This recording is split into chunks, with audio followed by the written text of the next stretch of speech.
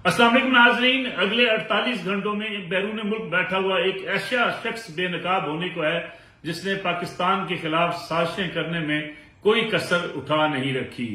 जिस तरीके से सोशल मीडिया का इस्तेमाल किया गया और भरपूर इस्तेमाल किया गया, उसके नतीजे में पाकिस्तान तहरीक इंसाफ के कारकुन अपने ही इदारों के खिलाफ बगावत पर उतर आए। 9 मई के वाकयात को भी उसी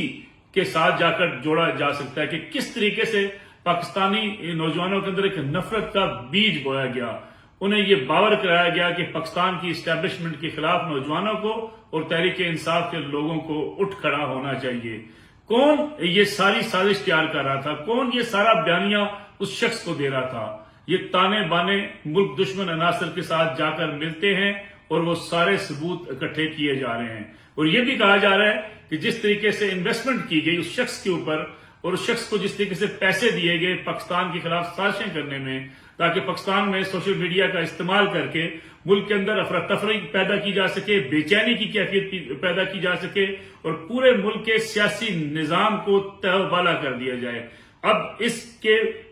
जो हवाले से मंजर आम पर कुछ नाम आ रहे हैं। बाज लोग कई नाम ले रहे हैं कि ये शख्स कौन हो सकता है। बाज लोग कहते हैं कि ये शख्स अमेरिका में बैठे हुए शाहीन से बाई हो सकते हैं। बाद लोग कहते हैं डॉक्टर मोईद पीरजादा हो सकते हैं। बाद लोग कहते हैं साबर शाकर हो सकते हैं। बाद लोग किसी और का नाम ले रहे हैं। लेकिन आज के व्लॉग में हम आपको बताएंगे कि ये असल में ये शख्सियत कौन है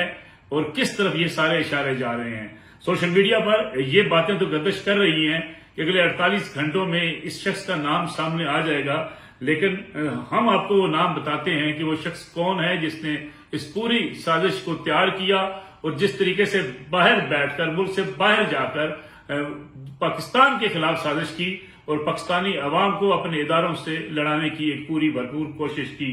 बहुत से सबूत इकट्ठे करने के लिए इदारे काम कर रहे थे और अब तक की इत्तला के मुताबिक काफी सबूत इकट्ठे हो चुके हैं और ये सारी चीजें अगले 48 घंटों में मंजर आम पर आ सकती हैं। सबसे अहम बात यह है कि पूरा एजेंडा क्या था। एजेंडा यही था जिसको आपने सोशल मीडिया पर देखा कि किस तरीके से एक पूरी भरपूर मुहिम चलाई गई और वो मुहिम जब चली तो पाकिस्तान में मासूम नौजवान, मासूम लोग उनकी बातों पर यकीन करके उनके ट्विटर्स को, उनके वीलॉग्स को आगे बढ़ाते रहे, उसको फैलाते रहे और एक पूरा एक ऐसा माहौल बन गया कि जिसके नतीजे में पाकिस्तानी अवाम ने अपनी रियासत के खिलाफ, अपनी हुकूमत के खिलाफ, अपने इदारों के खिलाफ जिस तरीके से बगावत की, पाकिस्तान की 76 साल तारीख में उसकी मिसाल कहीं नहीं मिलती। मकसद यही था कि अपने लोगों को, पाकिस्तानी अवाम को लड़ाया जाए, पाकिस्तान की अफवाज के साथ, पाकिस्तान के इदारों के साथ न सिर्फ लड़ाया जाए बल्कि दुश्मन की उस साजिश को कामयाब कराया जाए कि पाकिस्तान के लिए सिक्योरिटी के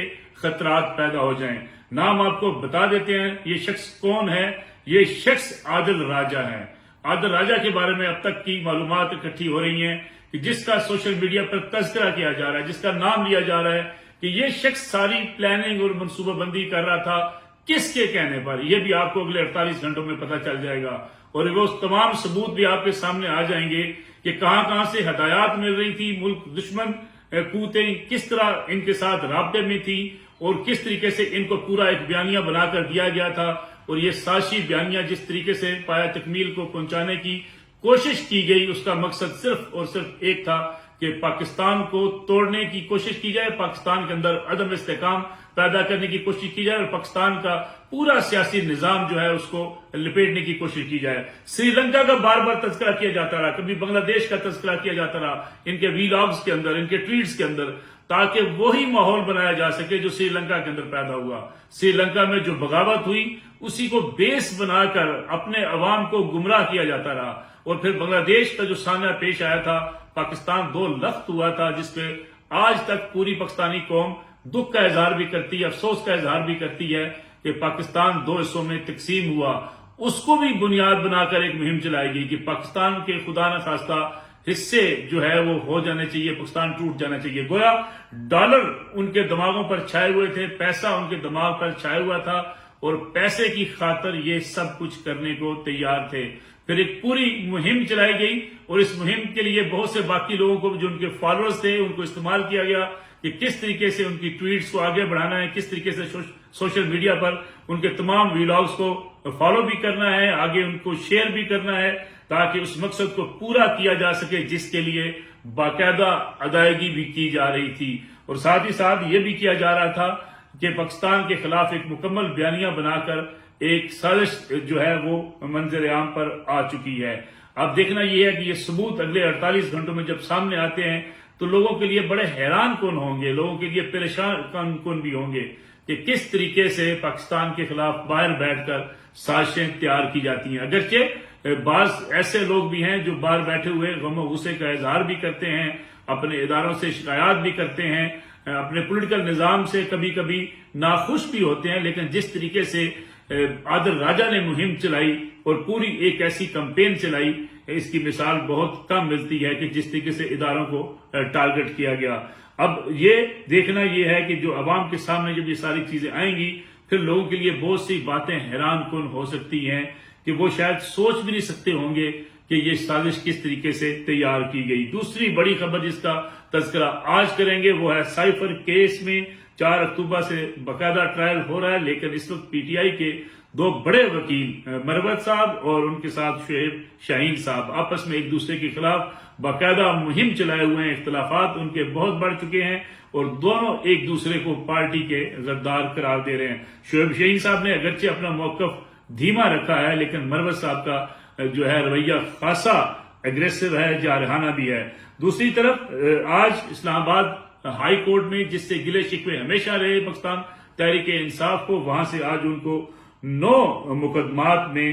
ضمانت ملنے کے امکانات پیدا ہو گئے ہیں۔ ان کی عدم پیروی پر جو درخواستیں انٹرٹین نہیں ہوئی تھیں، اب ان کو درخواستوں کو انٹرٹین کرنے کا حکم جاری ہوا ہے۔ اس لحاظ سے گویا ایک بڑا ریلیف ہے عمران خان صاحب کے لیے کہ اب ان کو باقاعدہ جو ہے میرٹ پر بھی سنا جائے گا اور ان 9 مقدمات کے اندر عمران خان صاحب کی ضمانت کے حوالے سے پیش رفت ہو سکتی ہے۔ اب دوسری طرف دیکھنا یہ ہے کہ جہاں اتنا بڑا ریلیف مل رہا ہے پاکستان تحریک انصاف کے چیئرمین اور سابق وزیر اعظم عمران خان کو، کیا اب بھی انہیں اسلام آباد ہائی کورٹ کے چیف جسٹس سے گلہ اور شکوہ موجود ہے؟ کیونکہ انہوں نے باقاعدہ مہم چلا کے رکھی ہوئی ہے پاکستان تحریک انصاف کے کارکنوں نے، پی ٹی آئی کی لیڈرشپ نے عدالتوں سے، کہ انہیں عدالتوں سے ریلیف نہیں مل رہا، لیکن اگر عدالتوں سے انہیں ریلیف ملتا ہے اور انہیں اس بات کا موقع ملتا ہے کہ ان کی ضمانت منظور بھی ہوتی ہے تو پھر چیف جسٹس آف اسلام آباد ہائی کورٹ کے خلاف مہم جو چلائی گئی اس کے مقاصد کیا ہو سکتے ہیں۔ اس لحاظ سے دیکھا جائے تو بڑے اہم جو ہے وہ کچھ دن، اگلے دنوں میں کچھ اہم فیصلے بھی سامنے آ سکتے ہیں۔ اور آخری بات آپ سے جاتے جاتے کرتے چلے جائیں کہ مریم نواز صاحبہ اور میاں نواز شریف جو بیانیہ بنائے ہوئے تھے، وہ بیانیہ کیا تھا؟ جنرل فیض حمید، جنرل قمر جاوید باجوہ اور سپریم کورٹ کے جج صاحبان کے حوالے سے، جس کا آغاز تو کیا تھا میاں نواز شریف نے، لیکن شاہدرہ کے جلسے میں مریم نواز نے اس پر ایک لفظ بھی نہیں بولا۔ مریم نواز نے اپنے والد کی دی ہوئی پالیسی، دی ہوئی گائیڈ لائن کا اس پہلے جلسے سے، جس سے وہ عوامی رابطہ مہم شروع کرنے جا رہے ہیں میاں نواز شریف کے استقبال کے لیے، وہاں اس کا تذکرہ نہ ہونا کس بات کی نشاندہی کرتا ہے؟